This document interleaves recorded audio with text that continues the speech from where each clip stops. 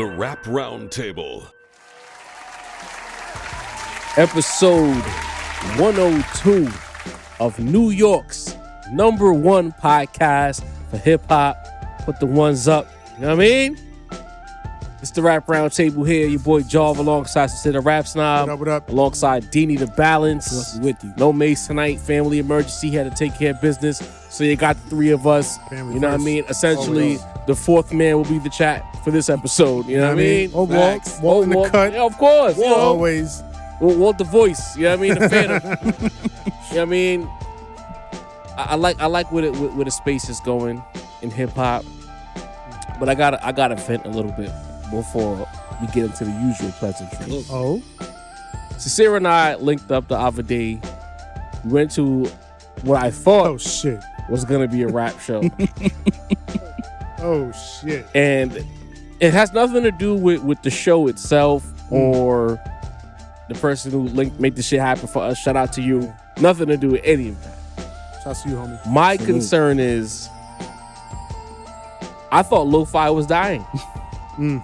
I left that show realizing that lo-fi is alive and well, and the kind of crowd that is attracted to lo-fi is a crowd that I don't want anything to do with. Yeah. And you know, you laughing, Dini, because you wasn't there. I wasn't. You see, Sin not laughing. You know what I mean? That rough? Yo, again, I want nothing to do with the crowd that loves lo-fi. You know what I mean? We went to this show. I was expecting the usual fare. You go in there, it's hard raps, bad weed smoke, maybe two attractive women who were with one of the rappers. The usual shit. You know what I'm saying? I come in there, there's a person, an Asian person on the stage, basically doing this Pantene hair. With shit. Wow. He must go to the salon for his shit. Pro V. The nigga shit was bouncing pause. Like when I say like the Pantene Pro V shit, yo, my man, healthy. Could have done a commercial, man. Who's the name of homie who made the song I Love College? Oh, Asher Roth. Doing his greatest Asher Roth impersonation. Oh, man. Had the white dude that was on the keyboard with the receding hairline with the hair down to halfway down his back. A lot of two black dudes with dreads with no shape whip, so you already know what time that's about. A lot and of D&D vibes, Dungeons and Dragons. Bro. That's the vibe I was getting. And then the other artist who was a headline, I'm not gonna call them names because we got relationships. You know what I'm saying? His aesthetic, he's a good rapper, but his whole aesthetic is very much lo-fi, the beat selection, lo-fi, the characters in the room, lo-fi. And I'm like, if this is what was next, I'm terrified, son. And the thing is, to be clear, I've always had an issue with the term lo-fi because to me the term lo-fi, like technically speaking, like sound-wise, it's got a precise definition, but it's become like this subculture where it's like cosplaying the cloth. You know what I mean? It's like trying to be something, and we can, you know, a lot of people have talked about this. A lot of people will draw the lineage back to what Jay Dilla and that whole movement was moving, and the Soulquarians and all that. You know what I mean? And that's a vibe that a lot of this type of crowd kind of like connects with, but the way that they execute it and implement it, it gives off like Xerox copy. Right. You know what I mean? Like it's like when you get a photocopy and it's like slightly faded. You know what I mean? And then what ends up happening is you get a copy of the copy and then a copy of the copy of the copy. And by the time you end up listening to some shit, it's like, damn, this shit got no soul, no heart, no real, like, no grit, no nothing. Bro, it was, the vibe in there was very generic. At one point, I texted Sin and it was like, I'm getting mad. Because the music was so generic that it was upsetting me. Because again, let me take y'all behind the curtain even further. Because I thought it was something else.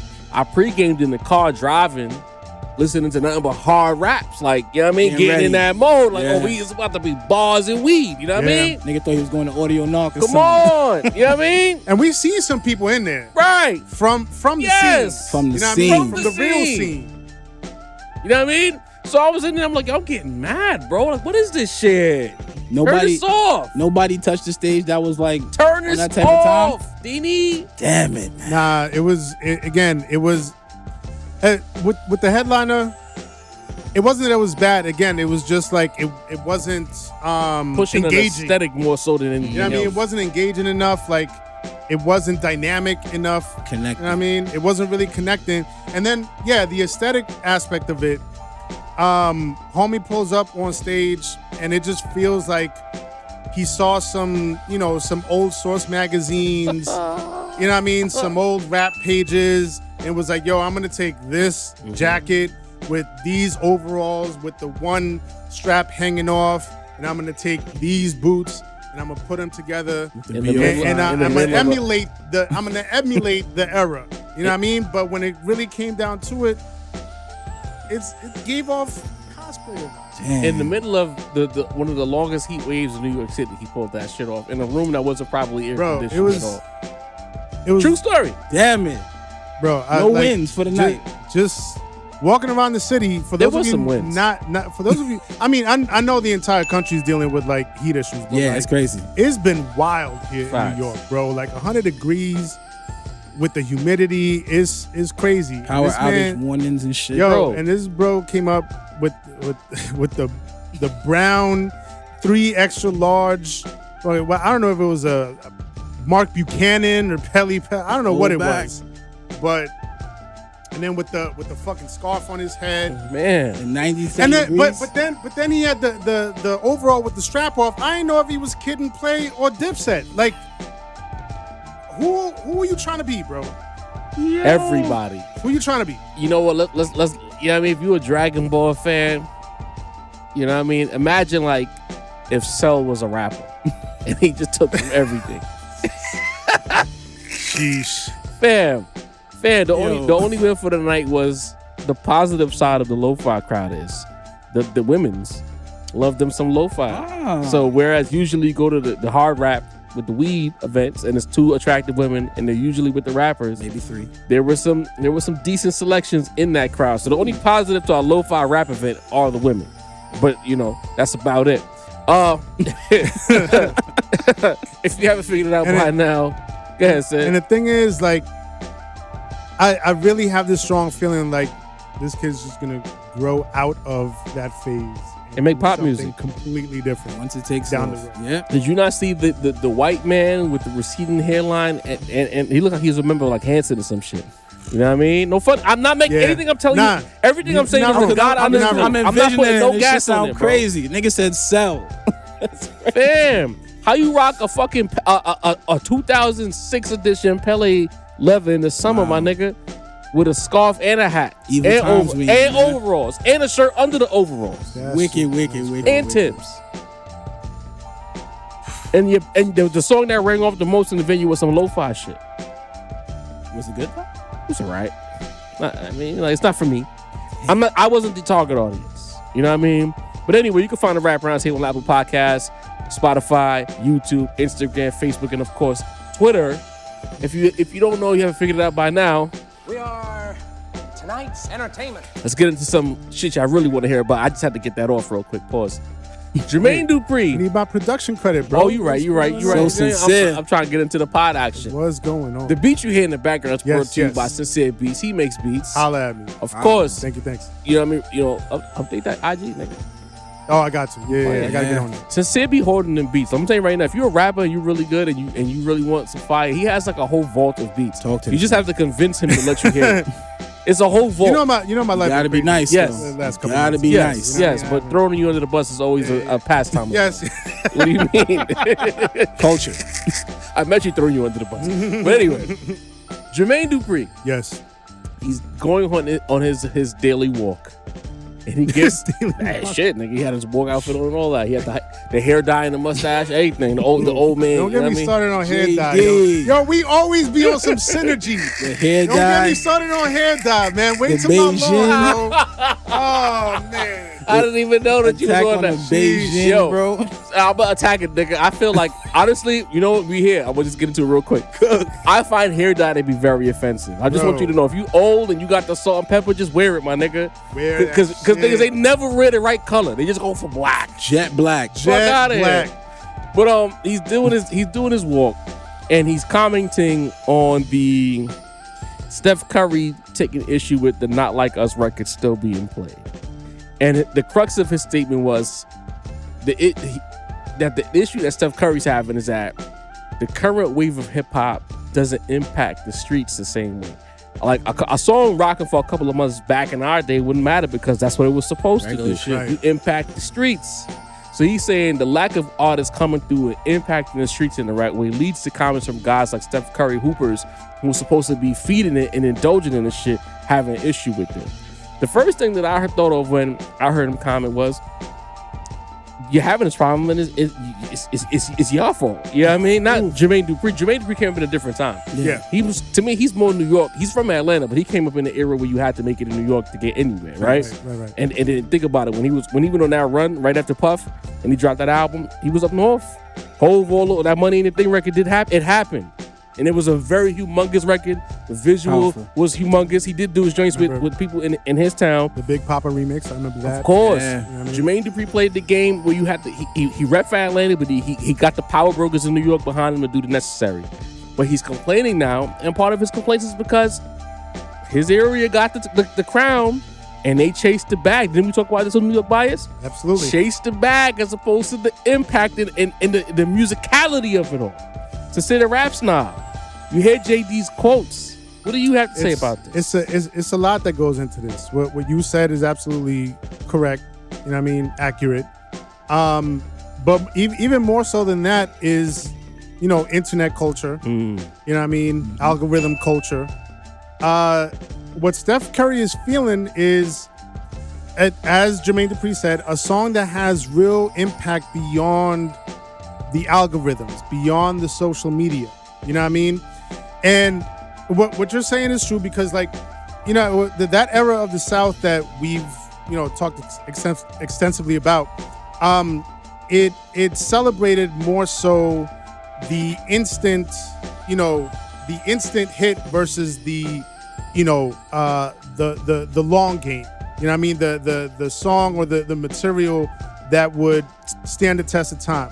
You know what I mean? The snap music and the ringtone music, right? Like all of that. Not to say, again, and to be clear, not to say that that's all the South was doing, but that shit was coming heavy from the South. Because the first thing is, what about Ron Brown? What about, you know what I mean? Yeah, you know what I mean? So, and it influenced the, everyone else, you know what I mean? But that was a big wave from the South, you know what I mean? And so that you take that type of approach and then bring it up to the current era, and that's what a lot of people are going for, like the instant bag or the instant hit on the social medias and on the internet. You know what I mean?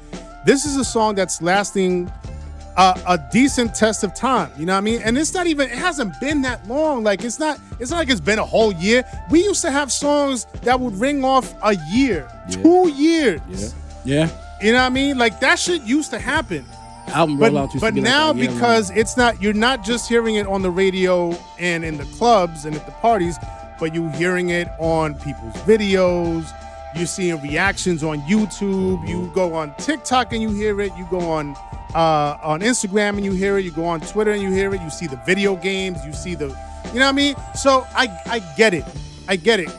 Compared to what some other songs do in this space now, yeah, you might feel like it's a lot. But when you really look at the span of time and you think historically about what impactful music used to do, this is nothing. It's been a couple of months. And these are the same people. This shit gets me tight, for real. Because these are the same people that are going to turn around, and in September, they would be like, yo, we ain't had no song of the summer. What was the song of the summer? Right. You know what I mean? And it's like a song of the summer has to last the summer, 2 months. But now you're complaining that a song is lasting 2 months? Get the fuck out of here, man. Y'all people make me sick. They need a balance. Your thoughts? I mean, it's Steph Curry, like super religious dude, Super religious. So I can understand why he hears a song talking about somebody's a PDF all over. I'm sure he got the kids little Riley in the house singing this shit and all that. I'm sure he's like listening to that shit. He might be feeling the type of way. I don't think it's necessarily the song itself, but the song is kind of like wild as far as just like if you had a little kid in the house and you were playing it, the song is kind of wild, So maybe he's coming from that aspect. As far as Jermaine Dupri, like I respect it, but bro, like can't have Lil Bow Wow as like an artist like at that level and talk about you trying to like impact the streets. Like Bow Wow Don't was do the that, street. dude. I'm just saying though. Like obviously it was more than He just about the also streets. had the Brat, and he collaborated Of with a lot of course. niggas Those- that impacted the um, streets, Deanie. Usher was on deck. Come Jagged on, Edge was on deck. bro. There's a lot of great R&B. artists. That There's was a great artist, that was a sledgehammer to but- you know what I mean? I mean, Wow. it's He's just not- R&B. look. R&B impacts the streets, but like when Jermaine Dupri says impact the streets, first of all, I was like, huh? Like Jermaine Dupri, the streets? That shit just like kind of threw me to the left. But I'm like, what kind of streets is he referring to? Because I'm like, 3LW was a Look, a social deaf artist. Okay, to come to his defense, I think what he might mean as the streets is more than just like the corners. You know what I mean? Like more clubs, than just like the. I'm just saying, like I think he means Culture. the culture. I think he means beyond the internet. You know what I mean? Okay. Because like when we talk about stuff, we talk about like how people are reacting on the internet, and then sometimes we look at the flip side of it. How are people reacting in real life? What are the real life conversations that we're having outside of the internet? That's a fact. You know what I mean? So I think when he's, mentioning the streets, I don't think he means like dudes hustling dime bags on the corner. I didn't think the niggas on the block like selling dimes. I didn't think Right. that, but I thought like the people that's like outside. You get what I'm saying? Like the Right. niggas that really fuck with the music. But I'm like, you didn't really make music for people like that. You really made music more for the, you know what I'm saying, for the overall majority of listeners. There's a lot of R&B in the catalog. So Right. to hear streets when there's so much R&B in the catalog is kind of what threw me Well, off. I respect that, but you also see you're looking at it from a logistical standpoint. Before anything else, JD's a fan. Yeah, He's ahead, so of course he's gonna think about the streets first. Even R&B back in his day, R&B had to ring off in the streets too, nigga. Them New Jack Swing niggas, that shit had to ring off in the That's a clubs, fact. had to ring off at the block party, to Teddy. had to ring off at the birthday party, the Everywhere. skate rink. Before it got the visuals and the album treatment, you know what I mean? So That's a it's the fact. streets. But carry on, son. Yeah, I see what he means, but it's a little bit more than just the streets, because it's not just the streets that listen to music. It's really, especially now when y'all talking about the lo-fi, obviously there's like a listening base for everything out there, Yeah. So it's really now just more like people are just making things they think will connect with other people, even if those things suck. You get what I'm saying? Right. We've seen a lot of music that sucks connect with the people. So I understand what he's saying as far as that. As far as Steph Curry, I get where he's coming from too, but no, it's a lot more aspects than just like the streets. This music is so multifaceted. There's music that sounds good. There's music that makes you feel good. There's music that just gets the people going per se. You get what I'm saying? Yeah. And I feel like there's a room for all that. But you can't just say the streets. You have to impact the streets first, because look at all the biggest artists. They really impact the streets first. In today's era, In today's era? Especially in like, But I think that's his point. that's though. especially in point. like R&B. You get what I'm saying? And rap, maybe more so. But in his field, not so much so. You get what I'm saying? what he's saying is missing that feeling. So yeah, so okay. I guess what you're saying is like you understand the message, not so much the messenger. Yes, Nah, I mean, I do. But like I said, from Jermaine, it just feels wow. He's a part of the South still. And I hate to throw this out under the bus, but they are a big part of why shit kind of like got out of that bag. You know what I'm saying? well, that's what makes it commendable that he's speaking up, because he's not identifying a region per se, but he's identifying a bigger overarching issue that all of the music that's coming out under the hip hop umbrella is microwave. It's not meant to stick. Pause.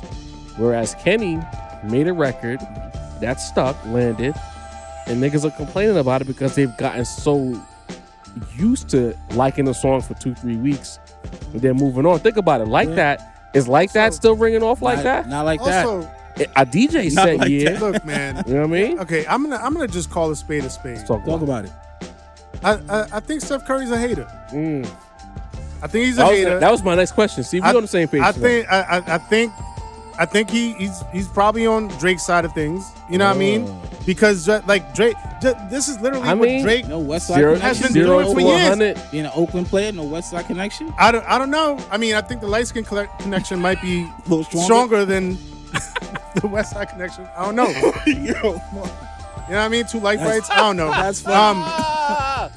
But look, Light Skin Connection stronger than the West Side Connection. Only heard on the rap roundtable. Damn it. but nah, like this is the thing that gets me. It's like, especially coming from Drake fans, saying that, all right, you dragging it, like, all right, the song is played out now. Like, this is literally what Drake has been doing for years, and y'all loved it. Y'all loved it out there. You know what I mean? He would have a song, it would ring off like at least 6 months straight, if not the whole year, bro. You know what I mean? That Nice for What? That Yeah. Even everywhere Hotline for Bling. so That shit was Come on, the joint with annoyingly Shiggy everywhere. Kiki. Do you love me? No. Oh, you riding? You know what I mean? Hotline Bling. Yeah. She used to call me on the cell phone. God. It's like I know the words to these songs and I don't play them casually but you couldn't go anywhere. You go to the lounge, you go to the club, you put your fucking radio on. It was right there. But And now Kenny comes in and he dominates shit for like a couple months, 2-3 months. Yeah. And y'all want to be mad? And- Get tired of shit? and that's the thing. Like I'll go back to JD for a second. I find JD commendable for that because he sees it as an issue and we need to make high quality music, highfalutin music. And this bug has been in my face the whole time. You know what I mean? And I look at it as a situation where who better than him to speak up about it? Because he's not a person who's known to complain. If a nigga from New York come out, Funk Flex says, oh, this shit, you know what I mean? And here go New York again, you know what I mean? That's a fact. But a nigga who's a Southern icon, Hall of Fame first ballot, to say that the music is lacking a certain kind of, highfalutin richness, that lands for me. You know what I mean? Because it's like Not Like Us been out what? When did that drop? Like April? Late April? I don't even remember anymore. This is When beef. the album Like came Us out March was 22nd. early It was May. already- Not Like Us was March? No, Not Like Us was May. Yeah. So Not Like Us dropped around May. So it's July. So it's I think been it was like May 4th. let's Yeah, call it fifth. two months and some change, right? And we complaining about hearing a song too much. Yeah. You know what I'm saying? Like that's what Microwave, it's, man. is that it? Hold on, time out, guys. Is that not what it's supposed to do? Yeah. And Isn't also- a song supposed to fucking get played to death And here's if it's the good? thing. I feel like people are willing to accept a song dragging on and being played for an extended period of time from certain artists that they expect it from. But then when Kendrick comes in and just kind of, disturbs the status quo, that's when people are like, oh, what the fuck is this? Like, why is this playing for so long and in so many places? What you said about Steph, and it's like Steph, I love Steph, the basketball player, but you knew the camera was there, and you made that comment. That's fuck. Like even if you wanted to say you heard Steph say it, like, and it was word of mouth, for him to say it right in front of the camera, that is pure, unfiltered hate. Steph Curry is hating on Kendrick, and I hate to say that because let's say in another pocket dimension in the multiverse, Drake wins that shit, and the song is ringing off, or let's say Family Matters was the kill shot. Do you see Steph Curry going to center court saying, Can't do it. "No, this song, I'm tired of this song"? Hell, he wouldn't have said it. Not at all. He's hating. He's another paid OVO operative doing what's necessary. All right. You know what I mean? That's what makes me talking about with the reverses. Come on, bro. You know what I'm saying? He's Shout an out to OVO Mace Sito. operative. But because the thing is, I seen somebody in the chat say that I think Steph Curry's wife has a family member that's affiliated with OVO. And if that's the case, he's an operative. You know what I mean? Yeah. You know what I mean? Dini, is he hating, bro? It could be hating. Could be hating. I don't know about the Brother Beige influence that Sin was talking about with Drake, but him and Drake have been cool, you know. So maybe that's has something to do with it. Steph I Curry mean, crossing over. LeBron and Drake have been cool too. That's true. But And LeBron LeBron's was an right opportunist there. when it comes to shit like that. Yeah. I didn't see Steph to do that. LeBron act like a corny nigga who just want to be cool with everybody. He's just with the wave. Just trying. He to ride every fucking wave, bro. Trying too my hard, God, man. I love it. You I love it. supposed to be the love it. wave. As a hooper, you supposed to be the wave. You're not supposed to chase the wave. Carry on, Dini. I'm sorry. Give us some more of those non-remembered bars. You know Come what I'm saying? on, In the car. bro. Like, Mumbling lyrics, trying Nah, too like- hard, my nigga. I think Steph is if that's his man, then that makes total sense. But like I said, maybe the source material, you know, with having like 3 young kids and the free world singing this shit in the house, like that shit could be a little uncomfortable for a nigga. You got a young. I mean, what's wrong with saying they not like us? Ain't nothing wrong with that. I don't want to hear a little 2-3-year-old. A Yeah, minor. Yeah, you know what I'm saying? That's a little different. Yeah, What do you want to hear that? File allegations. Little 2-3-year-old in the house singing The- that shit, like The weird cases. Daddy, what does he mean by weird case? Yeah. So you say that? Wait, so Dina, you saying Steph is being a good father? By He might be like, yo, like what is Baka playing with his nose mean? Like this kid's ask Father's questions. got a weird bro. case while he's around. There Like, you go. So Steph has to answer this. He has to. He's a father, You gotta put bro. on a Coogee sweater and All the niggas with young kids know what the fuck it is. The I can't. ladies too. Shit, I can't reference Cosby no more, huh? Damn, Damn. let's touch shaky. the subject. It's You know what I shaky. mean? All right, I don't know why Party's around Riley or like, whatever. I think it's Riley's for him. daughter's So name. for him, I could see that. Anybody else, it would be a conversation. But Steph is that kind of dude. You know. So going back to what JD said, Dini, stay right there. He's complaining about the lack of impact. Let's pivot a little bit. Is the era of the impactful record dead? Like, or is it just like you see how like Kenny's record is an anomaly? Or is it just one for every 100 songs? Or can we get back to a place where songs land? Sen, you go respond right after Dini. I just think it's not just like the music impactful. It's kind of like the artists aren't. I hate to say this. The artists aren't as impactful as they used to be. You know, and the internet has a lot to do with that. The way music is distributed has a lot to do with that. That's why I say our era is the best era, because we understand both sides of the coin. You know what I'm saying? We understand ripping the CD off, the plastic off, and we understand press and play on Apple Music. You get what I'm saying? Like the other generation didn't get to experience both. And I think that this just disconnects from a lot of things.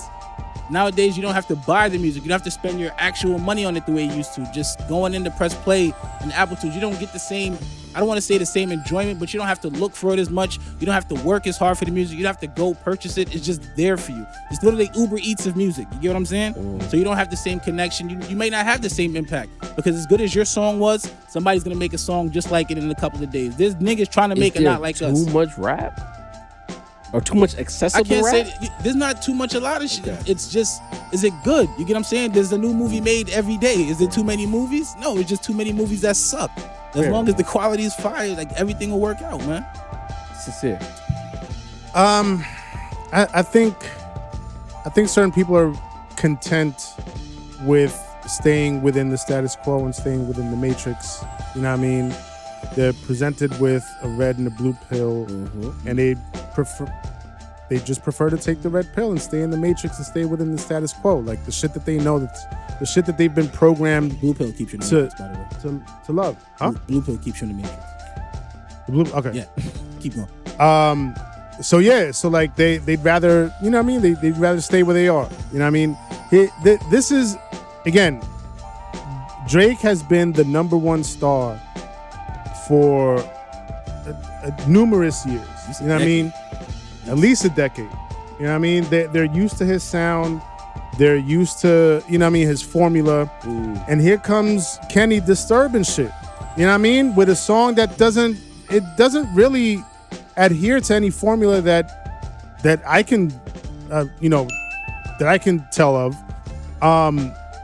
And so like, I feel like a lot of people are hearing the song and they're rocking with it, and they've been rocking with it for months. Beyond the battle, beyond, you know what I mean, like the bars and the words in the songs and the lyrics, it's a feeling, it's a bop, you know what I mean? But it's not a formulaic bop like that we've been used to in the last, you know what I mean, 10 years or so. So I think there's a lot of people that are like, oh shit, like this is fire and kind of new and kind of feels fresh, you know what I mean? I'm rocking with this. But then you have some people that they're like, I don't want this. I want the same, you know, formulaic shit that I've been listening to for like the last 15 years. So you saying that Kenny disturbed the simulation? Yeah, absolutely. So I agree with that, but I disagree. Like it's just He's to say, Neo in this bitch. but he's always, that's what I'm saying. He's always been there. Like to have this conversation is kind of like he just kind of. Has he always been there, Mr. 5 years off? I cook him, but like as far as damn, like he's damn always happened, there though. Damn happened.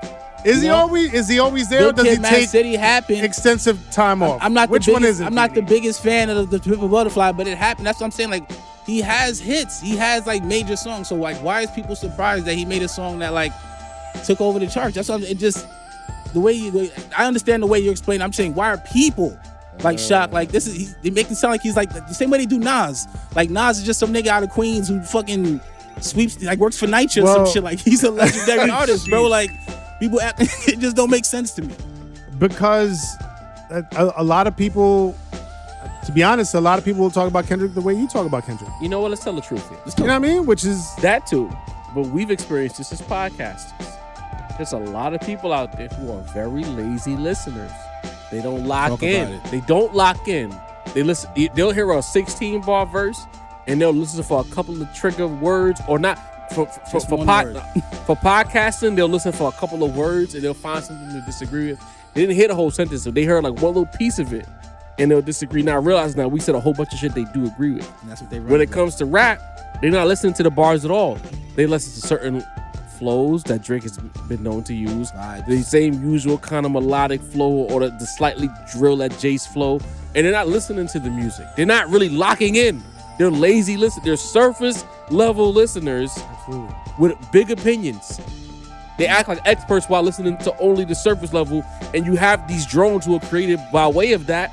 So then when Kenny comes around and he makes some shit that, to Sin's point, kind of usurps the simulation, because he's not using that drill at Jay's flow. Yep. He's not using that the formulaic shit. He's always coming on his own kind of time, and it's fucking people up because they don't know how to respond to it. But let me not say the people who are used to the fucking fast food are getting some high quality shit, and they don't like, this is not McDonald's, bitch. You at Benjamin Steakhouse right now. It's a glitch in the matrix. The fuck, you got a tomahawk steak and you missing your McDouble? We gotta force feed you a fucking. You know what I'm saying? Yes. Quality steak? Yes, you have to force feed niggas quality food because they used to make doubles. You know what I mean? And the thing is, the problem is, it's like, you get an impactful record not like us, and Kenny has that unique ability to save the thing. That's one thing I can say about Kenny. I'm not Sin is the Kenny fan. Facts. I respect Kenny's skill set as an artist, as an all-time great, but I'm not, quote, the Kenny fan. Schoolboy's my guy. But Kenny, his skill set that doesn't get talked about enough outside of the Kenny fan base is the fact that he's always on time. His timing is always very impeccable. Good point. Going all the way back to Control, he always does or says the thing at the time that gets people talking. Word. For better or worse. And it's like, you look at all these artists who are carbon copies, they either clout chase or they tweet, because they don't have the ability to have the timing or the musical ability to say the thing or drop the record at the necessary time to move the culture in a certain kind of way that creates the think pieces, that creates the moments where Steph Curry's hating on the court, because they just don't have it. Drake is a McDouble. He's McDonald's. He's a big brand. Right. So he can keep giving you the fries. You know the fries gonna be amazing. You know the McDouble's gonna be amazing. But can you go to Benjamin with fucking Drake? No. Benjamin is Kenny. And the thing is, Kenny know exactly when you need that tomahawk, my nigga. Yeah. With the gold leaf and the potatoes. Fact. He just knows. And to expand on that point a little bit further, I think, and it's crazy because Kendrick, we know him, we know that he's not really a social media guy, but somehow he stays tapped into the culture enough to know when to deliver what the culture needs. Exactly. You know what I mean? And it's like, somehow, I don't know if it's him or his team around him, but he has like some type of filter that filters all the bullshit out, and he consumes the culture in its purest form. You know what I mean? Like the shit that he needs to consume from the culture, that's what he consumes. He doesn't fall into the traps. Right. Yeah. You know what I mean? So like you could get distracted with all sorts of bullshit going through, TikTok and Instagram and all that. Focused. All of that shit is filtered out, and like he gets it. He's tapped into, like, you know what I mean, the thread that he needs to be tapped into. That's a fact. But you know what? We're gonna move on, because you know what? Motherfuckers is getting tired of us talking about Kendrick and Drake, not understanding that there's so many different angles we could talk about with this shit. We done spent like a half hour on this shit by accident. You know what I mean? From Jermaine Dupri. Right. There's so many different variables and angles to this shit that people are either late to discover or they thought it, but they weren't confident in saying it that we're talking about on this podcast. But moving on, the other legend that we love to talk about, Nas. We know that Hitboy alongside Nas had a 6-album run for the ages. Now, was it a mainstream run? No. But if you love this high quality, high caliber hip hop, you know that 6 albums. This man challenged himself. Contemporary hip hop. I'm sorry. Okay. Can I just jump in for a second? Do you think? Because like I see this adult contemporary hip hop conversation. Like no, I'm here for it. Oh, okay. I'm here for it. But I see this conversation making the rounds and circulating around the internet and whatever. We talked about that shit like 5 years ago, bro. Literally. You know what I mean? Oh, we're gonna talk about that some more. When this podcast started, this was one of the first few conversations we had about the state of hip hop and like the span of ages that there is in hip hop today, the different sounds, not just regionally but like generationally. You know what I mean? And we said a long time ago, maybe, you know what I mean, there needs to be an adult contemporary hip hop the way there is for other genres. Yep. Shit. 5 years ago, we started this conversation. Oh, yeah. Y'all catching up out there today. We're gonna talk. You're welcome. Stay locked in with us. If you think we're annoying now, the shit talking that's gonna commence later in the episode. Epic. But Hitboy and Nas go on this run. 6 albums, 6 fire albums. Word gets out that Common, alongside Pete Rock, are gonna collaborate and make some music. They dropped the Auditorium Volume 1, and it's called Volume 1. That leads us to believe that there's a sequel coming in the future. Sure. Consider Rap Snob. Is there a chance? We're not comparing. Shout out to Eaze. Eaze went on when he dropped a video where he talked about people kind of trying to pull down Common and Pete Rock, boost up Nas as opposed to just enjoying the music. That's whack, bro. And we're not doing that. We want to just be clear that we're not pulling down. That's weak as fuck, bro. We just talking about as far as the competitive nature of hip hop, producer rapper collaborations, because it's not missed on us as a podcast that Common and Pete Rock are now deciding to link up after Nas hit this shit. So since it's the Rap Time, I'm gonna let you cook here. Yes. Is there a chance that Common and Pete Rock can match, or let me not say match, but meet the standards set by Nas and Hitboy? I think so. Okay. I think there's a chance. You know what I mean? And I'll start here. There's been, some conversations going around pitting Nas and Common against each other. You know what I mean? And again, at the end of the day, can we just enjoy the music? Can we just enjoy two legends in the game, two legendary lyricists at this point in their life? Nas is 50-something. Common, I don't know what age he is, but probably around the same 51, I think. You know what I mean? And so, like, the fact that they're putting out music of this quality at this age, again, it begs the question, do we need to start creating a category for this level of artists at this age making this type of hip-hop? That's a fact. You know what I mean? But let me not digress. Let me come back. Nas and Common. You know what I mean? A lot of people scoff at the notion of comparing Common to Nas. You know what I mean?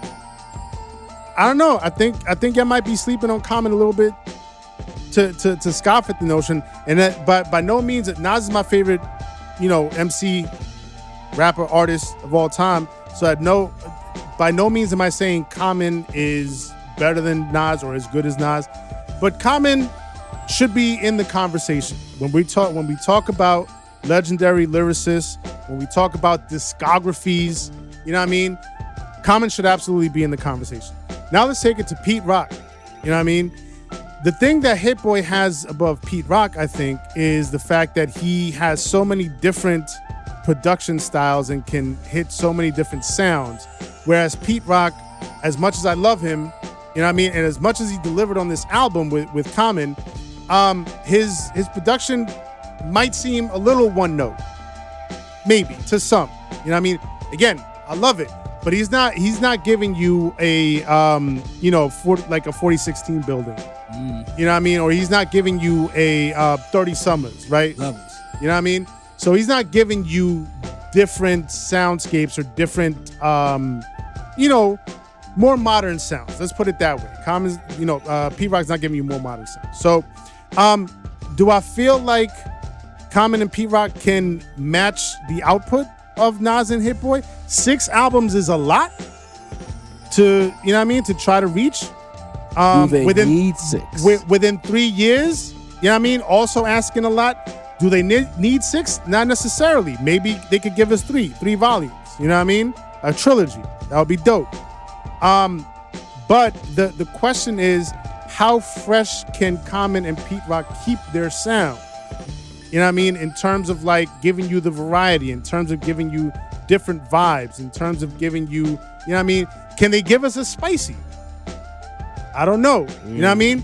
But for me, as a rap snob, as a boom bap head, if Common and Pete Rock can continue giving me what they gave us on this volume 1, I'm all here for it. All the way here for it. You know what I mean? And when it's all said and done, we might have to revisit this conversation a year from now, 2 years from now. You know what I mean? Who gave us better quality? Nas versus Nas and Hitboy versus Common and Pete Rock. That might have to be a conversation. I'm not gonna scoff at the conversation. Repeat what you just said again. Who gave us better quality? Nas and Hitboy or And you Common said and Pete that Rock? Common and Pete Rock right now got album of the year? I absolutely believe that. Yes.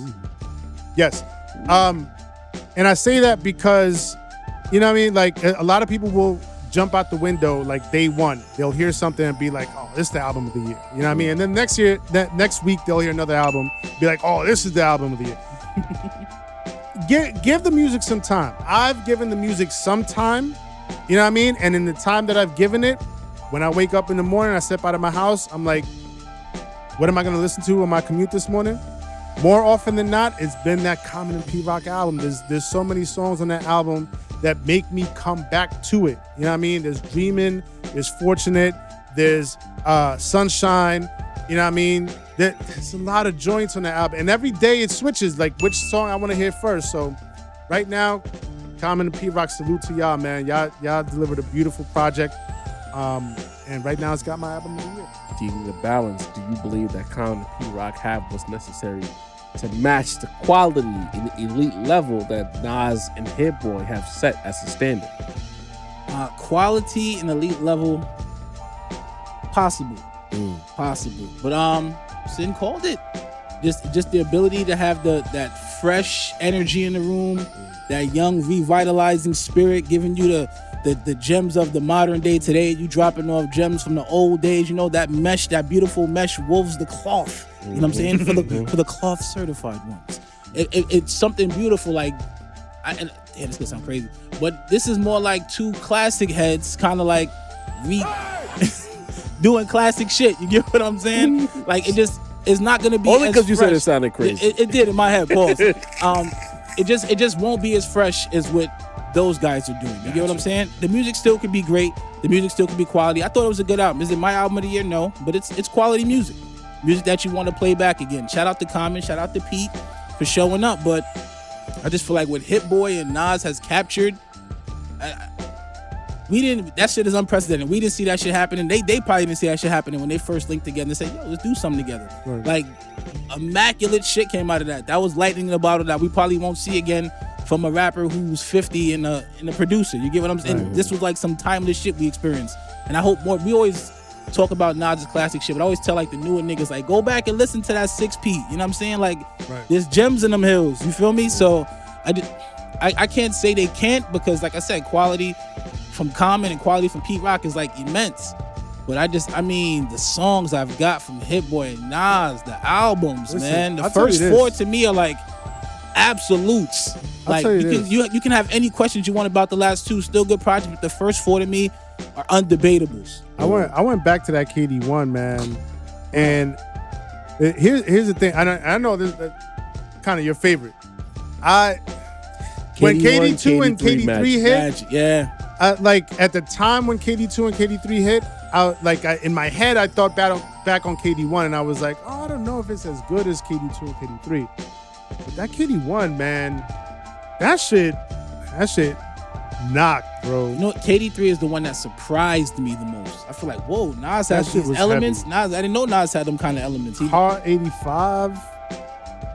I made a mistake earlier. I called it 30 Summers. 27 Summers. There's another song that's called 30 on 30. KD3. All Bad with Anderson .Paak. Yeah, fire. And Till the War is Won. Mm-hmm. Replace Me with Sean. Yeah, Mhm. that was fire. And Tolliver. Full Circle with The Firm. Yeah. Joints. Heavy. And here's what I just do you feel like that about the comment? The way you just read that off, like do you feel Well, like, I don't know. That was like what, 3 years ago? yeah, which album that was 4 years ago? that 4 was years ago. 4 years ago. yeah. Sheesh. It's been a while. Here's what I'll say, off the rip. Do I think that they can match as far as quality, high level rap? Yes. Common and P Rock are absolutely capable Titans. of making that type of quality of rap, adult contemporary rap music. But can they reach the level or the heights that Nas and Hitboy reached? I'm gonna go on wax and say no. I don't believe they can. I think what Nas and Hitboy had beyond the synergy that they had in the room, I think the difference is not to play the age card, but I think it matters here. Kassin talked about it before. He mentioned spicy. I don't think Pete Rock can make it spicy because of the youth that Hitboy brought to the equation. Hitboy being closer to my age as opposed to Pete Rock, who's a vet, changes the argument entirely, in my opinion. Because I think the sensibilities of a Pete Rock lean more to it being a certain type of sound. Like Hitboy being younger, he's gonna bring younger elements into a room with Nas, to where Nas could probably consider making these kind of records or trying to rhyme on a different BPM or things of that nature. So I think that dexterity is where the divide becomes, because part of what made that 6-album run hit was it was 6 totally different sounding albums, but also Hitboy, maybe Nas fans will get offended, but to me, challenging Nas to do something else. You know Maybe what I mean? that's the challenge for Pete Rock. Yeah. You know what I mean? And not to But say. is Pete Rock connected enough to find a 5-year forward and Well, no, I don't even mean like ASAP that. Ferg? I'm not It saying matters, though. connected, I'm of not course. saying make like a spicy or anything like that, or a 30, but at least you know. Or that You Remind Me joint where he threw that little bounce on that. Yeah, Is Pete Rock right. capable? That's what I'm saying. Like, he could do that joint. I think He can do Reminisce. Pete Rock He is can definitely flip a good 90s yeah. sample, He especially. could definitely But with do that. that bounce, That's the question with the bounce. Because like you just said, even if he could make it spicy, could he make it spicy for Common? You get what I'm saying? oh, I don't think he. So, I'm like- saying no. I'm saying the challenge for Pete Rock is to find a different bounce. Okay. You know what I mean? And it doesn't have to be the same bounce that Hitboy has. But just like challenge yourself to like, and again, like, you know, I never want to make it seem like people have to act out a character or like, you know, try to be somebody that they're not. But like, sometimes it helps to challenge yourself and try to get out of your usual comfort zone and try to find a different pocket and a different bounce and a different feel. You know what I mean? That might be the challenge for Pete Rock. I'll tell you this much. You know what I mean? Being a fan of Pete Rock and listening, having heard basically everything that he's put out, even all of his instrumental albums, as good as the production was, I do think that he stayed within one zone. And I know that Pete Rock has other zones that he could touch. You know what I mean? Pause. I know that there's Other zones he can touch damn is it. actually crazy. Diabolical. Luckily, the Migos is doing his job right now. So yo, technical that- foul on me, bro. that's a foul. I mean, I respect you for owning up to that, because that was crazy. That was crazy. But you know what I mean? There's other chambers he can go in. Like, I remember, and actually my boy and I were just talking about this. Like, my boy's he's not the biggest Pete Rock fan.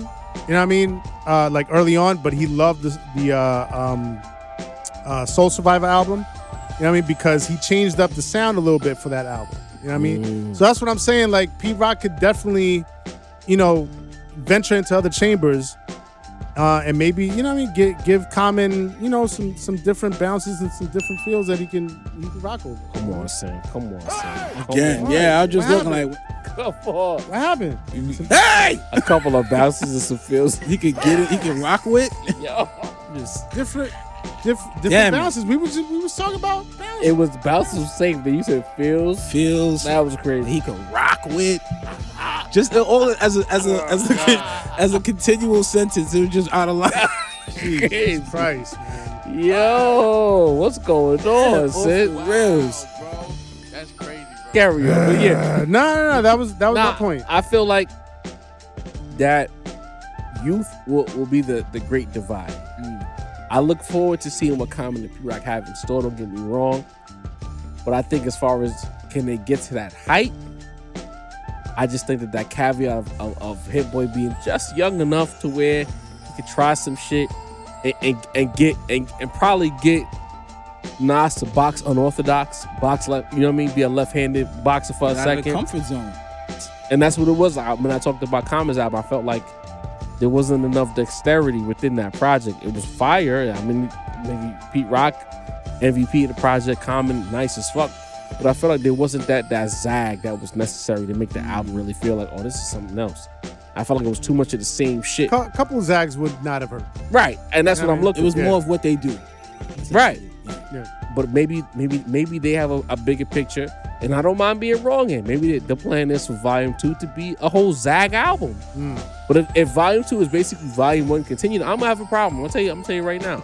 We don't need two of those. You know what? We need you to challenge yourself. Sometimes all right, even as podcasters, sometimes you zig a little bit and the crowd will let you know, like, right. Shit. But maybe, cause what's the name of the joint he did that had the poppy joints on it a while back?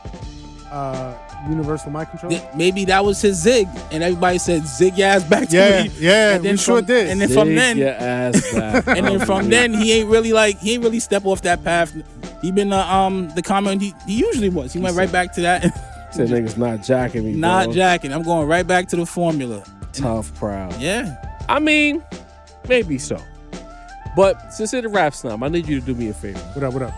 That it was a tweet from Mad Skills. Do you have that accessible at all? Mad Skills. Yeah. In the midst of that, I want to say, the Rap Roundtable's been around since officially 2019. But we've been talking on podcast form. We've been talking about rap since I want to say 2018, right? And we talked about how rap is not the rap that we love. It's like we felt like rap needs to be in a specific position to where you could properly judge everything. Because Sim and I used to argue about you can't compare just two random rappers.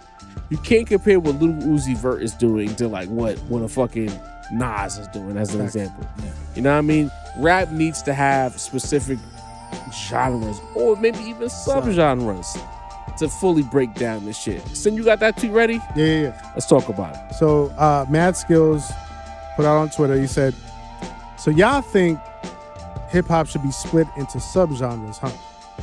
Personally, I think it's two kinds of music. Good music and bad music. Oh. Okay. Now, here's the thing. And this is the interesting part to me personally, is that 5 years ago, when this podcast first started, that was kind of my argument. Yeah, man. Yeah. And over time, within the last 5 years, and talking to these fine gentlemen that you see here, I think my mindset has expanded a little bit. And I think hip hop is now old enough, mature enough, grown enough to possibly benefit from having different subgenres within the genre itself or within the culture. You know what I mean? We've seen it with jazz. We've seen it with rock. We've seen it with R&B. You know what I mean? We've seen it with all genres. So why is it that hip hop has to just be one monolith? One thing for everybody. You know what I mean? Okay. I don't think it's fair. And again, like 5 years ago, if you would have asked me, I would have been like, yo, it's good hip hop and bad hip hop. Listen,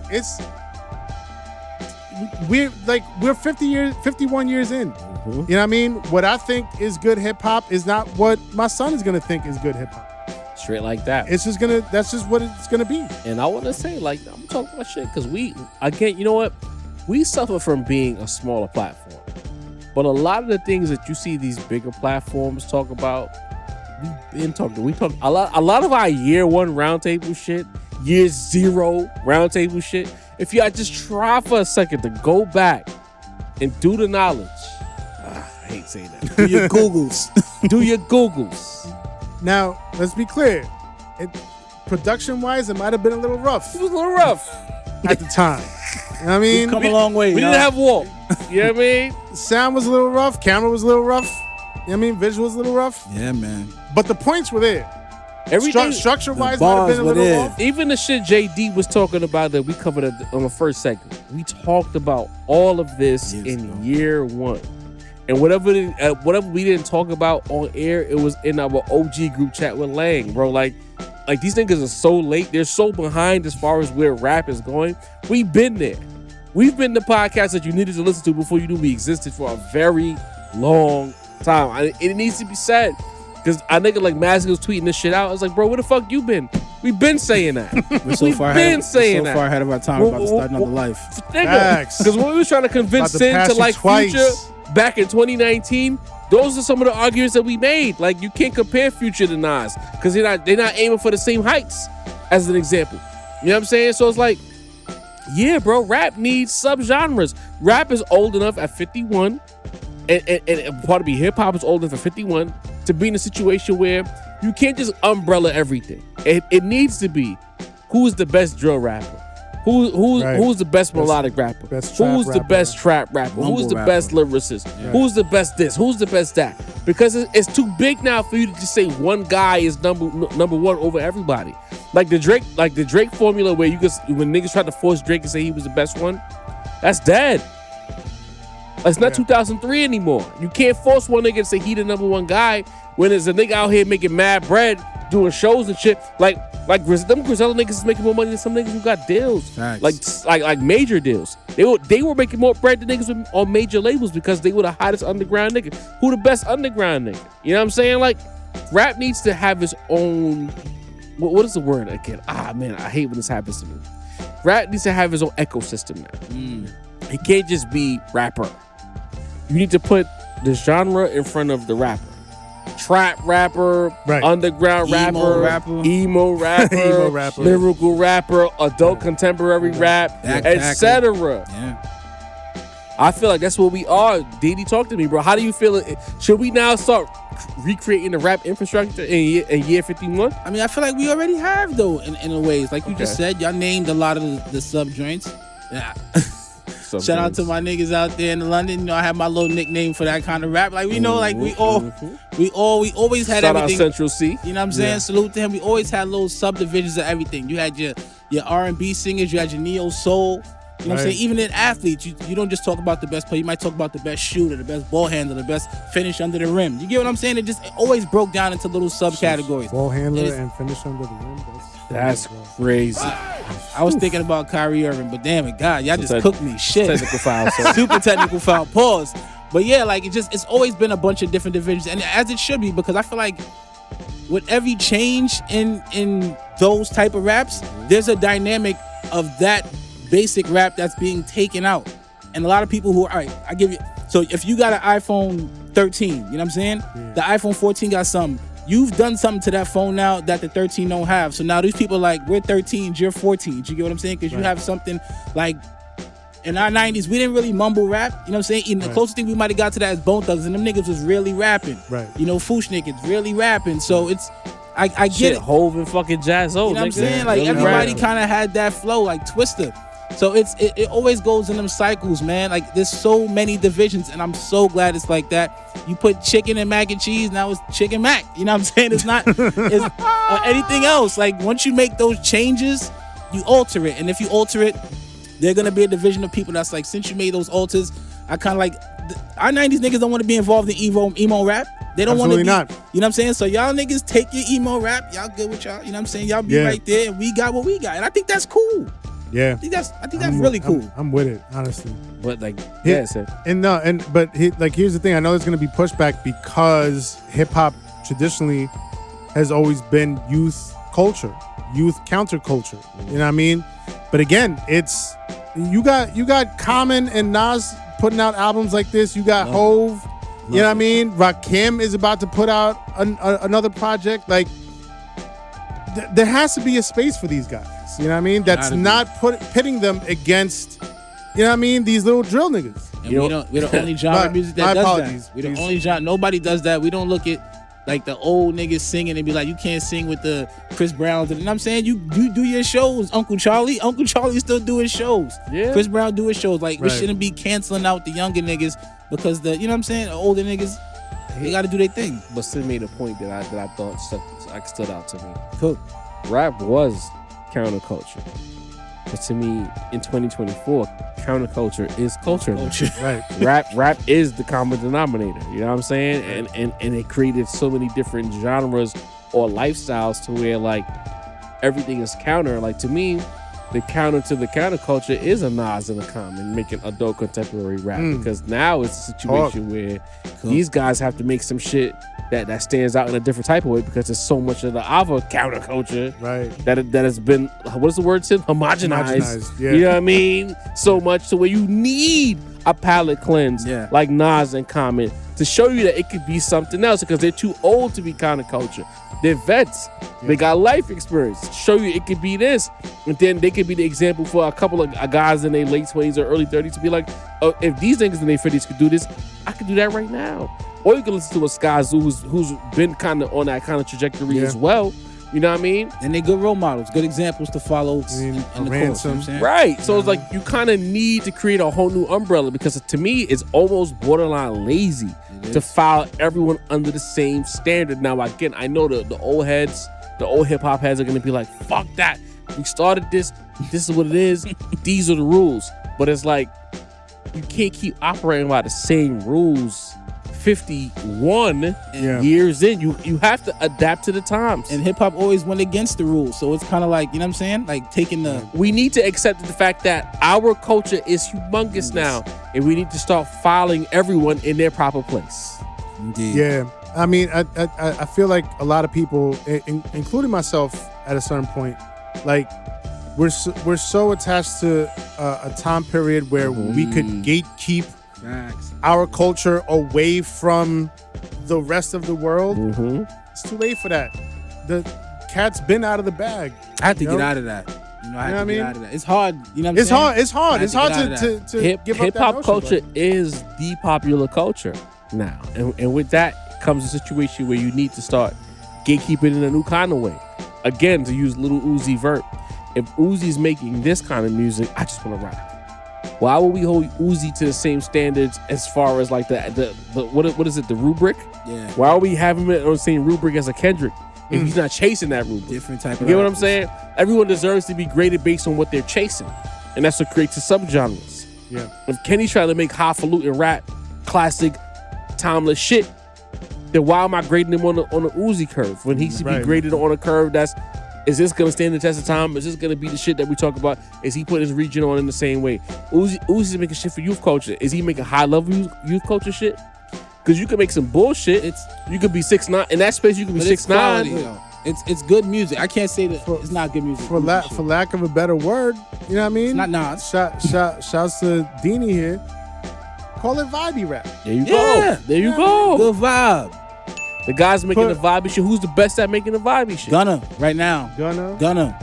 You know what I mean? Hands down right put now. Future under that. Future. Maybe put Travis under that. That Gunna album. You know what I mean? And that's what I mean is like Future gets the acclaim he gets because he was the best at a certain point in time at making the vibey shit, at making the kickback shit, at making the trippy shit. Drug rap. Like there was instead of being the coke rap, he was drug rap. The niggas who was high. Bando rap. You know what I mean? The bando rap. You know what I mean? And we gotta really start divvying out these areas, and maybe we'll do that at a later day on the rap round table. We'll create the new rap league. And we'll put everybody in a proper division. Maybe we need to do it so that they can catch up out there. I mean, that's what they always do. See y'all in 5 years. You know what I mean? They love our style, you know what I mean? Been on my... You know, I'm being respectful. You know what I mean? Love our style. But Big Sean, you know, we got to move on. Another guy who's in I would say he's in the Kendrick League, but he's not elite in the Kendrick League. As far as like he's making a certain kind of rap. Relax. Jesus Christ. On the lunch hour, we talked about the fact that he's kind of been struggling with his rollout. The first time we tried to roll out, he did the Tiny Desk. He had like a little freestyle situation, and then the beef happened, right?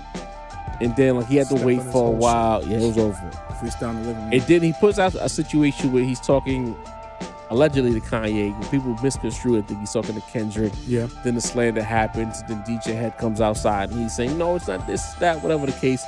It just seems like Big Sean is struggling to have a proper rollout for an album he's been trying to put out for most of 2024. Consider rap snob. Has Big Sean's rollout bombed, or does he need to just change his format? Well, according to him, because now the latest thing is that angry Kanye stans out there have, I don't know, hacked his system. I don't know how they got a hold of it, but they've leaked his album. He claims it's not the entirety of the album. You know what I mean? He claims that there's, some joints that's not included in that leak. But I don't know. I think the damage is kind of done. I don't know. Unless he goes back to the drawing board, you know what I mean? And, for lack of a better example, we take it back to Nas when I Am leaked. You know what I mean? He went back to the drawing board, went back to the studio. It recorded new material for the I Am that we ended up getting on retail. You know what I mean? So maybe he needs to, you know what I mean? Like step back a little bit, record some new material and put together a new project. But if he moves forward with the project he intends on putting out, and most of the material has already leaked on top of how he was trying to like put together his rollout a few months ago and Kendrick stepped all on his shit. I don't know, man. I almost feel bad for him. He can't catch a break right now, bro. He can't catch a break. I'm sorry. Like whatever he puts out, I don't think it's gonna do what he thinks it's gonna do. Ouch. Dini. I don't know if y'all niggas seen Bad Boys 4, but there's a scene where like Martin and Will are at the grill, you know what I'm saying, talking about who's gonna make what, and then Reggie's in the back. Talking about he want to make his chicken. To me, Big Sean is always Reggie trying to make the chicken, bro. They will not let this nigga get to the grill. What is going on, bro? Like every time this nigga is right there, I think he's about to take off, something happens. It's like for the most, what's with the nigga with the crystals and all that and the good luck and the energy. Like when it comes to rap, the bad feng shui that follows this kid is crazy. It don't make no sense, bro. First was the freestyle in the living room. We was like, yo, and then what was that? Like that drop. Bruh, like what more could you ask for from immediately? Bruh, the same day. You know what I'm saying? and then Didn't like that drop right after the Tiny Desk? We were talking about it at the same time, bro. Like the what he did after that. The little freestyle the other day. Yeah. Fire, the bars, and that's the worst part about it. The musicality is there, the bars are there. I thought he had a great verse it was the last year on the Larry June joint. Like what's the bad juju, whatever they call this shit. It's just bad juju when it comes to like him putting a project out. And it's been a while. I think it's been like 2-3 years. 2-3 years, I think. Yeah. I mean, every rollout gets bombed like this though. Here's the thing, man. All right. He originally tries to roll out. Kendrick steps all over it. You know what I mean? And now he's trying to rekindle the rollout, and the Kanye stands step all on it. So where are the Big Sean stands to lift him up and push him forward? You know what I mean? All right, it's y'all. you and who else? Yeah, bro? It's a silent crowd, bro. It's a silent crowd. And I think that's a problem. I think that's the problem. You know what I mean? It's like there's always a bigger artist who is going to overshadow him. In hindsight, always 2020. Did Sean suffer from being in Kanye's shadow to where he never really built that fan base of at least people who will ride for him that can control these narratives that come out? That's kind of negative, dude. You couldn't say nothing about the nigga during the Finally Famous album. The niggas rocking the Just Don't Hats. He was that nigga for a while. You know what I'm saying? So I can't use that as an excuse. It's just more like he just hasn't reeled them in and held on to him. And a lot of it started with the Kendrick and the Control shit. A lot of people were giving that nigga the side of you let this nigga get on the song, kind of smoke you on the shit. Kind of. But yeah, that's when it started. And after that, it's kind of just been, the music's been good. He had that drink with Drake. That was a hit. You know what I'm saying? Blessings. But since then, it hasn't been not enough to galvanize the people. And also, he let Drake steal his whole flow to the point where people don't even remember that Drake's flow is Sean's flow. Shit. You know what? And that's where I like to get in on this, because I'm not confident in this rollout. I think, he has the stats. He does his numbers, whatever. But I would say of all the Big Sean rollouts of his career, this is the weakest one. And I got some concerns, especially with what record sales are today. Very concerned. But I think Sean spent too many years being a pacifist. Because Sin made that point, and that's very important here. Drake took your whole shit, and you never aggressively. There was some static, Yeah. and niggas talked about it, but you never aggressively said, "Yo, that's my shit." You didn't get in the room with Aubrey. Kenny called you a little bitch on Be Humble, and y'all talked it out behind the scenes, and then rapped about it after the fact. Y'all should have rapped about it and then talked about it. Like, he spent too many times being a pacifist or throwing a little stray here, as opposed to getting in the ring. You a Detroit nigga. And not for nothing, Detroit niggas are very aggressive about this rap shit. Facts. You know what I'm saying? And it's like, maybe that's not his demeanor, that's not his body. But if you was gonna be in that conversation with Kenny, Cole, and Drake as the fourth man, the thing that we always knew about, especially Kenny and Drake, was that there was gonna be a squabble eventually. Because the bars were always there, the shots were always there. J. Cole found his voice and then entered that arena and then ran away from that arena. But J. Cole rapped in a way where he was like, you gotta take me seriously as an artist, and I'm gonna throw little darts, and if it lands, it lands. He should have followed the Cole formula. Throw your darts, throw your bars. When Kenny called you a little bitch, you should have dropped a record. Right back. When Drake took your flow, you should have dropped the record. I'm birthing nigga style. And you had Kanye at that time. Yeah. So you had the nigga who wanted the Drake smoke. You let essentially what ended up happening was Pusha T took your fight and won. Oof. That's crazy. You know what I'm saying? That was your fight first. Because Pusha T was beefing with Cash Money before there was a Drake. Yeah. You know what I'm saying? He spent all these years being on some pacifist shit. And then Detroit too, as much as I love the album, it was a mental health album. To where like you let niggas push you off your spot. I'm not gonna say they herbed him, but they moved him off his spot. To where now the only way you can get your spot back is to really fight niggas, but you still don't want to fight. So the cloth is looking at you like you're a pushover, and they can't take you seriously. Yeah. It's tough to see. And then this rollout is Sean whole rap career, essentially. The other niggas who's in your league is controlling the news cycle while you trying to find a way to get in where you fit in. And you can't. Kudos to him though. That shit with Alchemist and shit with Nas is fire. Yeah, but do you Records are care? fire. You know what I mean? I only listened to two because I didn't want to fuck up the the full energy of listening to the project when it drops. But just by those two records, I'm very interested. So shout out to him for that. And just for the sake of clarity, if you didn't watch the lunch hour, I was listening to Lord Sear on satellite radio, and he was talking to another gentleman. They were saying that wasn't even like a full leak. That was almost like more of a sabotage like leak, but that's not the actual album. But it's like these things keep happening to you. What is it going to take for you to get aggressive, Sean? You know what I mean? That's the one thing missing from you is your ability to get serious, get violent lyrically. What if this is his aggressive? It's not enough. Like I said, the nigga, he's on his like patchouli shit. Like he's really in good vibes. I mean, let's not forget that album he put out with BM. Not good, man. I'm sorry. 2088, not good. Not good. The joint with Metro Boomin, I didn't love it. I'm sorry. It's been the features have been fire. It's the actual projects that have been weak. I think Kenny would have gained more in fighting Kendrick and losing than doing what he's done. All right, because if he would have gotten in the ring and didn't run from Kenny, and they would have, because Sean got bars. So some of those bars, just by the fact that he's good at rapping, would have landed to where it would have been a decent fight. He would have lost, Drake. but he would have gained more respect than the same. Maybe I'm wrong, but hear me out. The same way Drake has lost a lot of cachet losing to Kenny, I think Sean would have gained that cachet by losing to Kenny because he got in the ring. Or it could have did the complete opposite. Nigga said, we wasn't looking for you like that, and you got cooked all the way. Get the fuck out of here. Maybe. There's a catch-22 to that. You right. Yeah. I can see that. But I think niggas would have respected because if put it this way, you know what? No disrespect, Sean, because I'm a fan.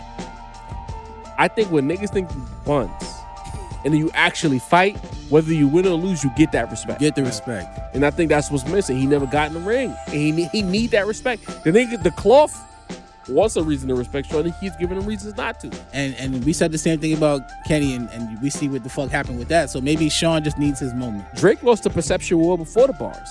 Yeah. Niggas was already looking at Drake like he can't be Kenny. And then look what he did. And then look what Kenny did. Yeah. All that battle confirmed what a lot of niggas thought in the first place. Yeah. That's why I thought like the whole shit against Drake was just like, we already want you out of here. You know what I'm saying? Not only do we want you out of here, somebody got you out of here in style. I don't think it was one out of here. I just think that they felt like Drake wasn't built for that Kenny squabble. And the events of the fight showed that he wasn't. And then you think about like different levels. You know what I mean? Within that group of four, what Cole did in recent years, it's almost like, yeah, you know what I mean? It's almost like you know what I mean? There's this Cole took Sean's spot. He was shooting. And then like, but I'm thinking like I'm envisioning like a wrestling ring, you know what I mean? And then all of a sudden Cole's music starts to play, and you're like, oh shit, I wasn't expecting Cole to like, you know, get in this ring right now, but his music is playing. Let's see what he does, and then he gets in the ring and gets tossed out immediately. Yeah. But damn it, good analogy. At least he came down the aisle and got in the ring for like a split second. He got Sean in the ring been backstage. We've We've been waiting for his music to start playing. And that shit ain't never come down, bro. And that's the thing. Sean, if anybody needs a good rap squabble right now, is Big Sean. Sean, man. He trying to show he above it all, but he need, honestly, nigga, just fight Kenny. That's how I see it. Get in the ring, lyrically squabble with Kenny, take your L, or maybe you fuck around. Who knows? But like, you need to show niggas you not ass. Facts. You're meant to be taking. Look at all the group chats we in when they mention Sean. Disrespect. It's indifference, and that's a bad thing. You never want niggas to be indifferent when you a rapper, either disdain or adulation. Yeah. That's a ball. You know what I mean? Indifference is a it's rapper's the worst thing. enemy. Well, we can move on. When you just like, take it or leave lift it. your shoulders He's to him, there. You know what I mean? that's the worst. But chat, you know what I mean? Let us know how you feel about Big Sean. You know what I mean? Is the rollout tank? Is it over with? But we got to move on. Macito's not here, so we're not doing the Mace segment. But what we are going to do is my favorite segment, the Mailbag. We got a few from episode 101 to get into. Let's talk about it. The name is Quentin Marshall. He says, I don't know what or who y'all referring to when y'all say Kendrick fans are from the cloth, LOL. The same is true of his fan base. Just because they're a Kendrick fan doesn't mean they're a fan of hip-hop. Homie said it himself. This was a battle of two stand bases. Yes, hip-hop fans are on both sides. But with these two individuals, you are dealing with people who are fans of them and not just hip-hop. So, Sid, you say what to that? I say, I definitely know of some hip hop fans, some listeners that are like in my age group and that came up on 80s and 90s. Not necessarily Kendrick fans, but I think the Kendrick fans are more in lineage with the cloth that we grew up with. You know what I mean? So like, while Kendrick, you definitely have younger Kendrick fans that did not grow up in our era, but I feel like there is more of our era within the Kendrick fan base than there is within the Drake fan base. Fair enough. Do you need to balance this and more lighthearted, but this is for you. Atch Wapo says, when Deanie said, blame the ladies for this, bro, Jarvis and looked at each other like, he bugging out. Deanie the balance. Are you ever going to beat the misogynist allegations? Yo, it's anything. To me, it's simple math. The fact that he caught the look that Sid and I gave each other that it was a crazy look. But the fact is simple math, right? If I have fucking 50 male friends, you know what I'm saying? And I have 200 female friends, and I say, why nobody came to my party? I have 3 times the amount of female friends that didn't come to my party as male friends. So my thing would be, especially if it's a female, like, yo, like, you didn't come to the party. I'm like, you got 3 times the amount of female friends you have male friends that come to the party. Why didn't the women support?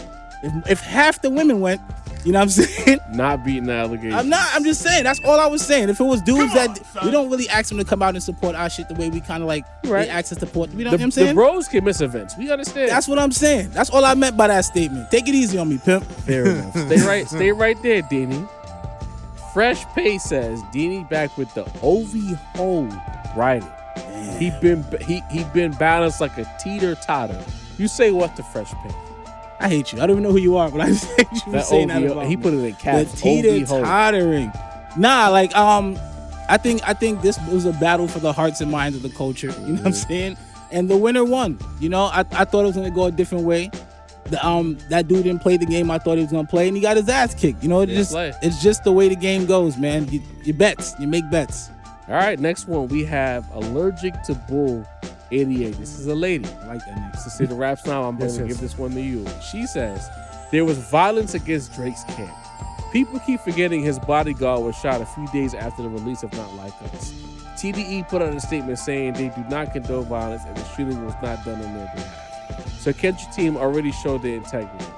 Drake could have done the same thing regarding Rick Ross whooping, and he liked the post instead. What do you say to that? I agree. Yeah, I said I didn't like Drake's move of kind of like putting what I feel is a battery in motherfuckers' backs. You know what I mean? By just a simple tap, a like on a video from Drake. Sanctioned it. That's a big move. That says a lot. It speaks volumes. You know what I mean? And so like, whereas somebody of his stature, and again, you know what I mean, not just in rap but in pop, you know what I mean? I think he should be a little bit more responsible about the energy that he puts out there. You know what I mean? He should have been like, yo, like, I understand like battles going on, but like, you know, let's keep this on wax. Let's not, you know, take it to no violence. But like, you know what I mean? I think he wants that kind of smoke, and you know, it's a little disappointing. Right there, saying J.K. Biz says, Sincere, you are absolutely right. The Blueprint for me is not a top 10 album of all time. It's at best top 20, and Jay-Z shouldn't have as many as 4 albums in the top 100. A lot of actually great albums never got included in that list, and that's a real shame.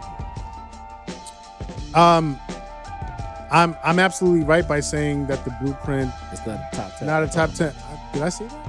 When we were doing the top 10 list about, Yeah. I mean, I don't know if you said that, but I felt like you kind of leaned in that direction. Okay. Like it might be a little. No, I think I was saying there might have been some albums that we could remove out of the top 10 and replace them with other albums. I don't know if I specifically said the Blueprint. I don't know, man. I love the Blueprint. I'm sorry. I might put it as a top 10 album of all time. I might not. I'd have to like really sit down and really, you know what I mean, do the knowledge, and see what kind of top 10 list I come up with personally. But the Blueprint is not out of the conversation.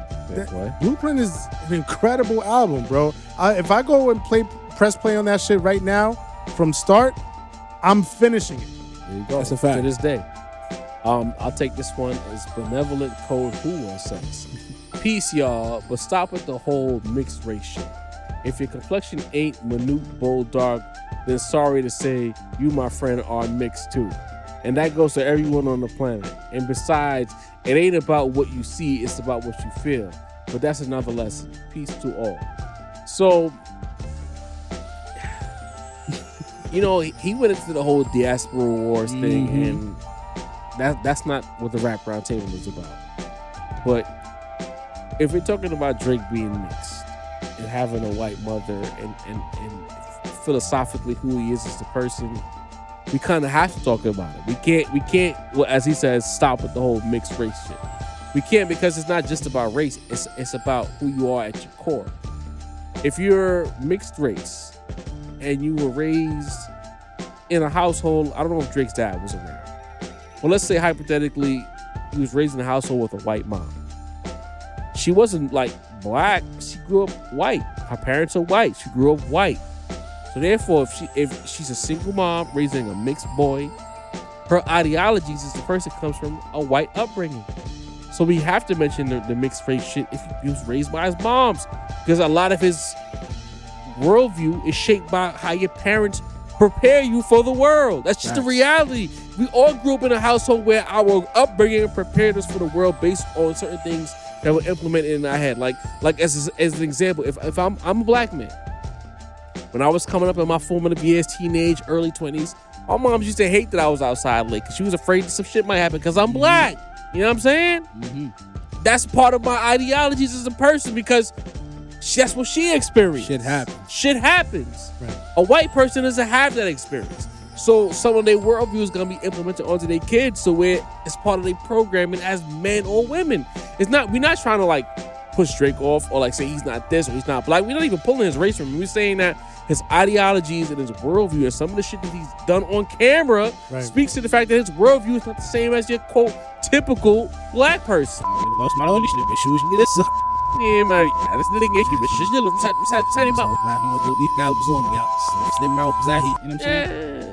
I don't want to get into that at all. I feel you. That's a slippery slope I want nothing to do with. You know what I mean? But we just don't. We don't typically experience that. Right. But it's like, if she sees the world a certain way and she has certain experiences and she raised Aubrey to be a certain way, or white, like Patrick Mahomes, I think his mom's white. Barack Obama. You know what I mean? See, Barack black though. Like, I don't know. But his mom is white. His mom is white, but I don't know what happened there. I don't know if he was outside. I think he was around the family. Yeah, he was outside. I'll put it like that. Because he picked up a lot of black shit. Well, Drake was around. I think his dad's from Memphis. I think he was around a lot of Memphis family. Here's the thing. There's like an innumerable amount of factors that go into what makes a person. Yes. And who they grow up into being. You know what I mean?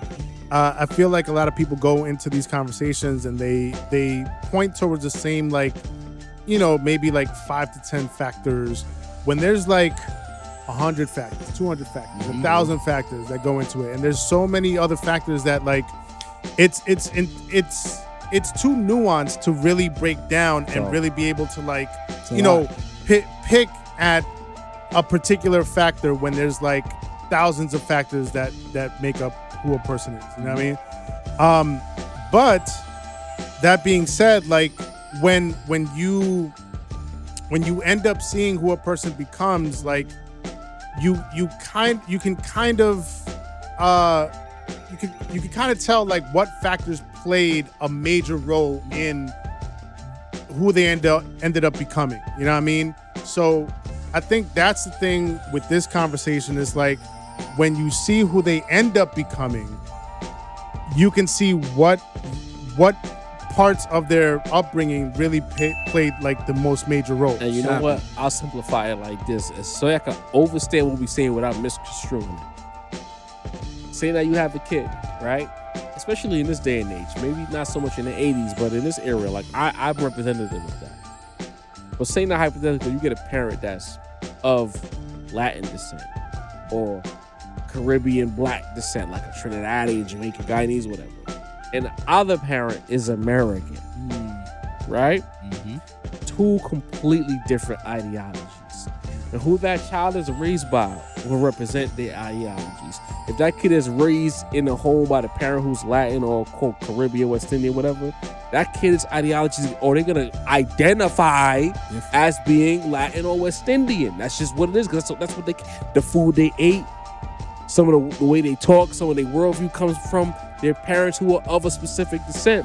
Whereas if they were raised by the quote American parent, it's the same thing in reverse. Yeah. And that's what we were trying to say about having mixed race parents. Their upbringing is gonna be based on who they're around and their worldview. So a person's always gonna have a default. There you go. You know what I mean? Default mode. You know what I mean? And depending on who they grew up around and what family members they have or what their experiences were like externally, they can, you know what I mean? Like they can act like some of their surroundings, but they will always come back to their default at some point. Yes. And when all else fails, if that person doesn't, sometimes they have imposter syndrome, and that's a whole other kind of conversation. That's not the rap roundtable. We're not a psychological podcast at all. This person is Oilers fan 1991. This is straight up hate mail. It's for nobody, but I thought it was funny. He says, y'all whack as fuck. Talk your shit.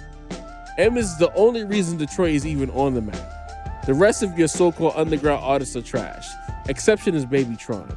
But the rest of y'all trash. Get out of here. Either you clickbait bullshit looking for clout. We don't look for clout. All of our thoughts and views on Eminem is how we really feel about Eminem. All our thoughts and views on artists are how we feel about artists.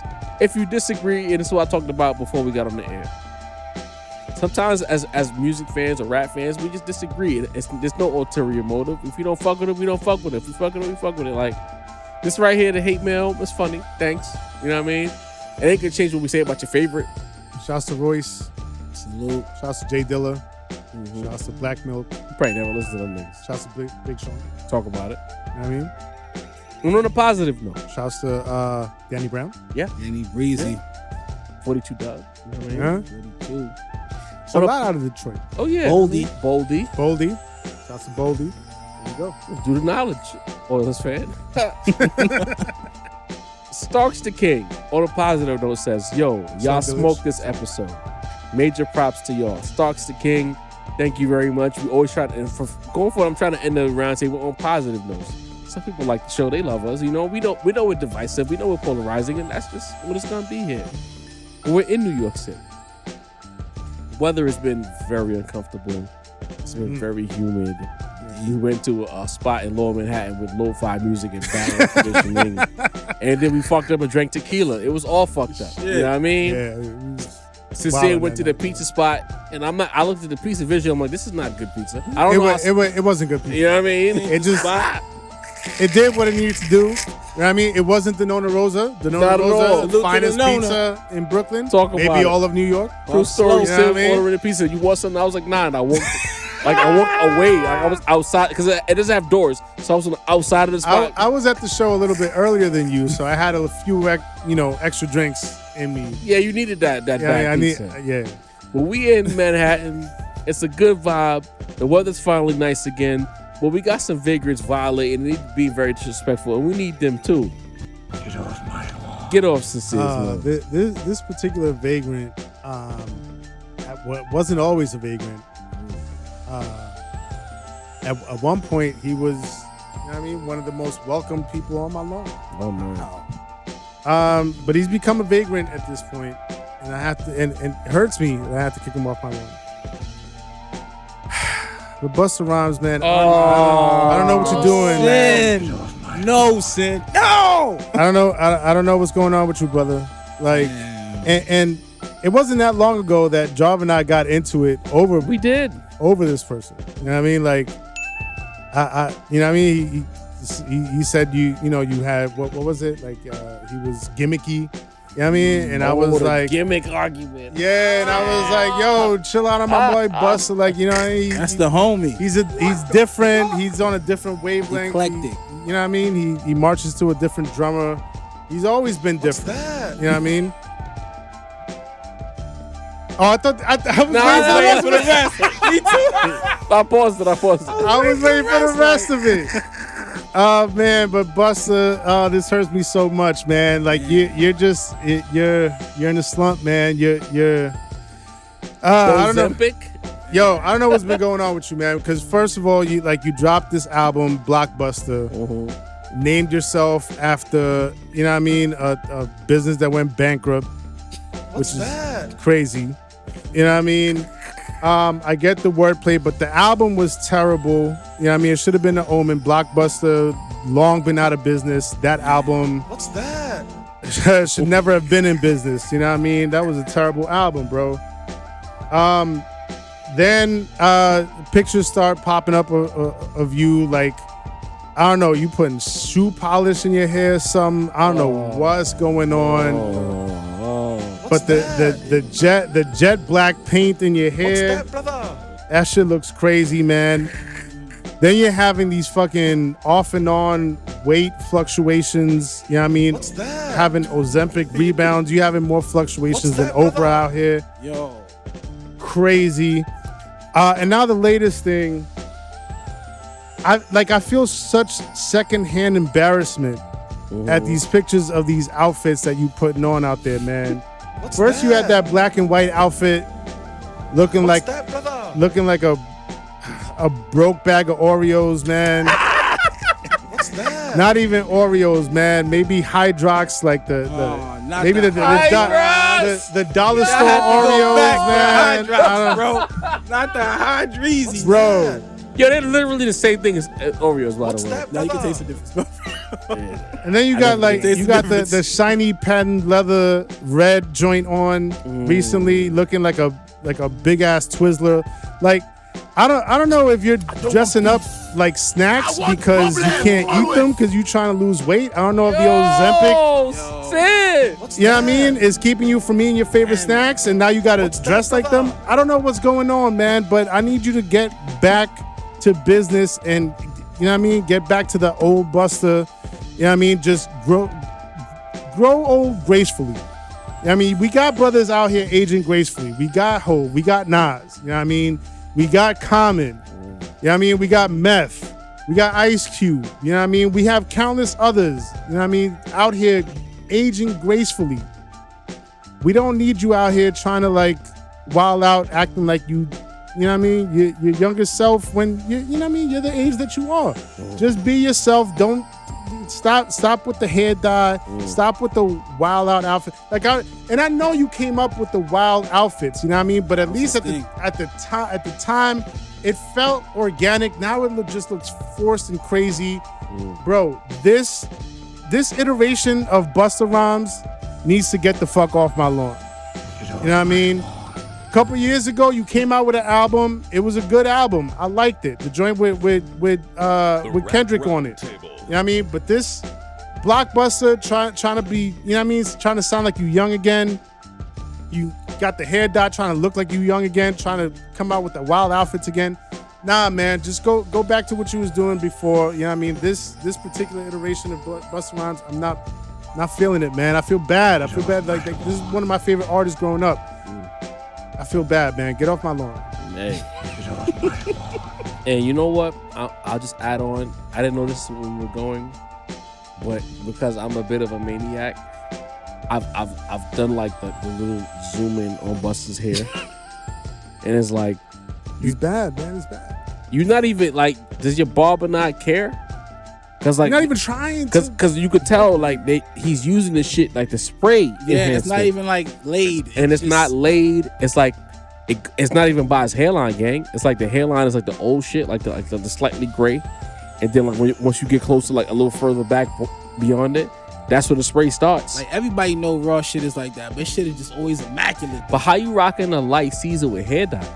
The better question is how this nigga went from like a bodybuilder to like a skinny nigga to a fat nigga to a skinny nigga with a gut in the course of like 30 days.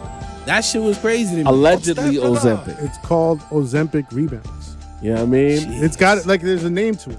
And it's that like, shit happens. If you in Busta Rhymes camp, especially you, Spliff, and you see what's going on and you not like got an OG in the right direction, you know what I mean? You doing bad, you know what I mean? If you in his family or you in the camp, you go to all the club events and y'all around the nigga and y'all ain't telling him what's going on.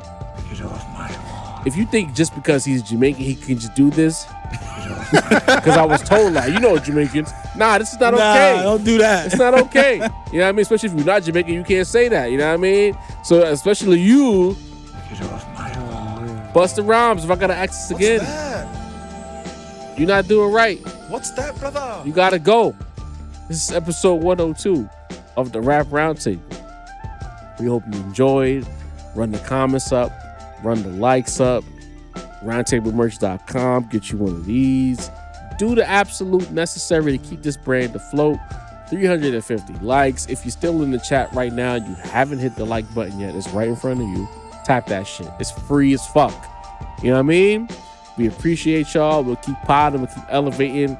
We're going to keep pushing the culture as much as we can. And in the meantime, we're going to need a balance. Take us home. Salute to the Chizat. Day ones to the year fives. Love y'all. Appreciate the comments. Appreciate the love. You know, hit the like button. Subscribe. Tell a friend to tell a friend. Shout out to Walt, super engineer. You know you the homie. Forever and a day. Shout out to Macito, not here now, but always with us no matter what the vibes is. Denona Rosa, you know we on the way. We gonna eat slices for Macito. Sincere the rap snob. You hear the production, have me nodding the whole goddamn pod, bro. If you make music and you really into this craft, you love this rap shit, holla at this man. Sincere Beats. The organizer, you know what I'm saying? The mayor, you know what I'm saying? The aficionado. You see what the fuck it is. Job the point guard, man. Keeping the alley-oops effervescent. I'm dealing the balance of the force with our powers combined, man. This is 102. We love you. The Rap Round Table, bitch. Ow!